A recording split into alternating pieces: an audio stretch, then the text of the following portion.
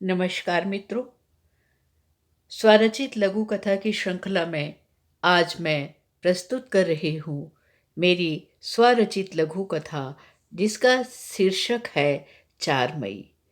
मित्रों, कथा सुनाने से पहले मैं आप लोगों से अनुरोध करती हूँ कि आप मेरे चैनल को सब्सक्राइब करें और बेल आइकन का बटन दबावें।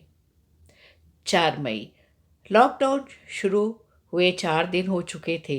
प्रगति ने अपना सूटकेस एक बार फिर चेक किया। सूटकेस जमाते समय अपने कमरे का दरवाज़ा बंद कर लेती थी।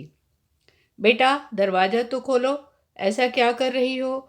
बार बार दरवाज़ा बंद कर लेती हो, मम्मी ने थोड़ा खींचते हुए कहा। कुछ नहीं मम्मी, सूट आए थे, उनको पहनकर देख रही थी। प्रगति ने सफलतापूर्वक झूठ बोला। हाँ चल, पापा भैया खाने पर तेरी राह देख रहे हैं, मोबाइल में मत लग जाना। चाहते हुए कहते हुए मम्मी चली गई और प्रगति भी उनके साथ डाइनिंग टेबल पर पहुंच गई। आज भैया ने तुम्हारी पसंद का खाना बनाया है। ओ, भैया ने बनाया है? चहकते हुए प्रगति ने कहा। अब तो मज़ा आ जाएगा। अब घर में रहने का मौका मिला है। मैं और बड़े भैया मिलकर खाना बनाएंगे और तुम मम्मी पापा के साथ कैरम खेलो। वैसे भी मैं तो मम्मी की थोड़ी हेल्प करती हूँ, खाना तो मम्मी ही बनाती हैं, हेल्प भी बंद। ओके, कॉलेज बंद, काम बंद, ऑफिस बंद। खाना खाकर प्रगति अपने कमरे में जाने लगी। बड़े भैया ने आवाज़ लगाई। वाह मैडम, यह स्मार्टफोन भी बंद। अब तो सब लोग जोर जोर से हंसने लगे। चलो सब कैरम खेलते हैं, फिर लूडो खेलेंगे, फिर ताश खेलेंगे।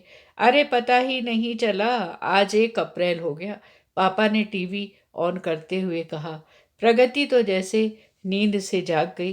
पिछले 4 दिनों से उसने मोबाइल स्मार्टफोन देखा ही नहीं था। इतनी खुश थी दोनों भाई और मम्मी पापा के साथ। उसे लगा ही नहीं कि जीवन में उसको किसी तीसरे के साथ की भी ज़रूरत है। उसने अपना फ़ोन उठाया और टॉयलेट में चली गई। यही सुरक्षित जगह थी जहां वह इत्मीनान से कुछ बात उस व्यक्ति से कर सके जिसे वह पिछले 6 महीने से बात कर रही थी। जैसे ही फ़ोन ऑन किया, उसने व्हाट्सएप पर मैसेज देखा।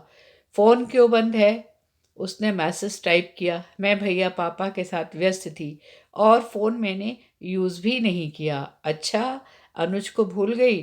अनुज उसका फेसबुक फ्रेंड था जो पिछले 6 महीने से उसके साथ चैट कर रहा था, व्हाट्सएप पर, कभी मैसेंजर पर। अप्रैल 1 वीक में दोनों शादी करने वाले थे।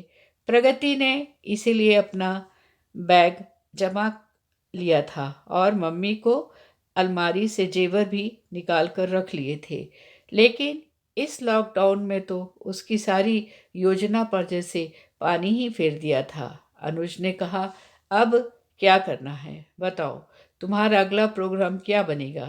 14 अप्रैल की बात के बाद बताती हूँ। अच्छा, तुमने अपने जेवर साड़ी और कम से कम 50,000 तो रख लिए ही होंगे ना? हाँ, मेरी तो पूरी तैयारी है। तुमने क्या तैयारी की है? शादी के बाद हम कहाँ और कैसे रहेंगे, यह तुम मुझ पर छोड़ दो। बस तुम सब जेवर लेकर एक बार बाहर आ जाओ। आज 14 तारीख है। आज सरकार ने लॉकडाउन 3 मई तक के लिए और बढ़ा दिया। मन ही मन इस समय को बुरी तरह कोस रही थी, लेकिन एक तरफ दोनों भाइयों और मम्मी पापा के साथ खुश होकर कैरम खेलना, खाना पीना, मौज मस्ती करना, इसका भी एंजॉय कर रही थी। एक दिन बोली, पापा ऐसा लगता है हम लोग पहली बार इतने अच्छे से एक ही छत के नीचे खाना खा रहे हैं, रह रहे हैं और कोई टेंशन भी नहीं है। कितना अच्छा लग रहा है पापा, हम पहले ऐसे कभी क्यों नहीं रहे। अब तो मुझे अपनी किसी सहेली और किसी दोस्त की याद भी नहीं आती। सच में दोनों भैया मेरे दोस्त हो गए हैं। आज 25 अप्रैल, प्रगति में एक अभूतपूर्व परिवर्तन महसूस हुआ। मैं अपने परिवार से, अपने भाइयों से, अपने पापा से दूर एक अनजान व्यक्ति के साथ कहाँ जा रही हूँ? अनुज कह रहा है 5 मई को वह कार लेकर रात को 2:30 बजे आएगा और मुझे भगा कर ले जाएगा। आज 4 मई। वह सोच रही है इतना बड़ा फैसला मेरे जीवन का मैं कैसे अकेले ले रही हूँ।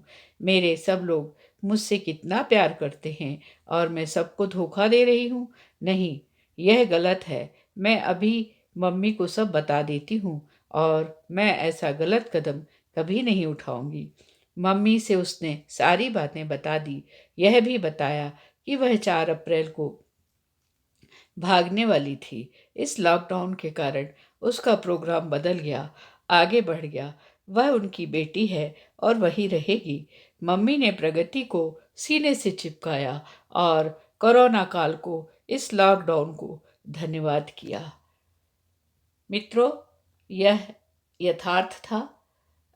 2020 का लॉकडाउन महामारी उस समय इतनी प्रकोप में नहीं थी और लोग अपने घरों में सुरक्षित रह रहे थे और उस समय यह घटना हो सकता है घटी हो और मेरी कहानी यथार्थ में भी रही हो।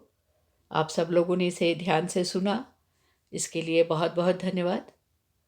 आपका दिन शुभ हो। नमस्कार।